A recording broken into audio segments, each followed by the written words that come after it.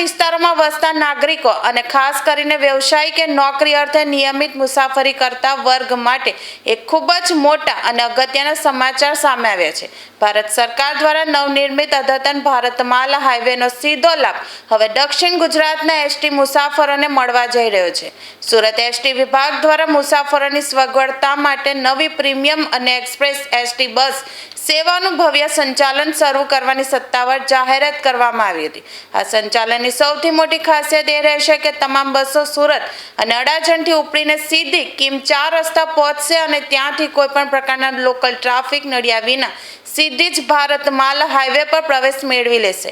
આ રૂટના કારણે સુરતથી અમદાવાદ, ગોધરા, લુણાવાડા અને મોડાસા તરફ જતા હજારો મુસાફરો ખૂબ જ ઓછા સમયમાં અને અત્યંત ઓછા ભાડા દરો સાથે પોતાની સુખદ મુસાફરી પૂર્ણ કરી શકશે। આ નવીન બસ સેવાઓના પ્રારંભ પ્રસંગે સુરતના 84 વિસ્તારના ધારાસભ્ય સંદીપ દેસાઈએ બસને લીલી ઝંડી આપી પ્રસ્થાન કરાવ્યું હતું।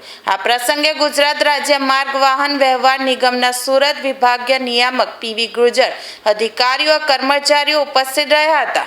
ગુજરાત સરકારના માનનીય મુખ્યમંત્રી ભૂપેન્દ્રભાઈ પટેલ સાહેબ, નાયબ મુખ્યમંત્રી હર્ષભાઈ સંઘવીની આગેવાનીમાં આજે ગુજરાત સરકાર તમે જો તો દરેક ગામોની અંદર, શહેરોની અંદર નવી બસો મૂકીને પ્રજાને એક સારો સંદેશ આપી રહી છે કે તમારે હવે જે બસો છે એ એસી બસો, લક્ઝરી બસો કે તમને આરામદાયક થાક નહીં લાગે, અમદાવાદ જવું હોય તો તમારે એસી બસો તો ખબર નહીં પડે કે તમે અમદાવાદ આવી ગયો।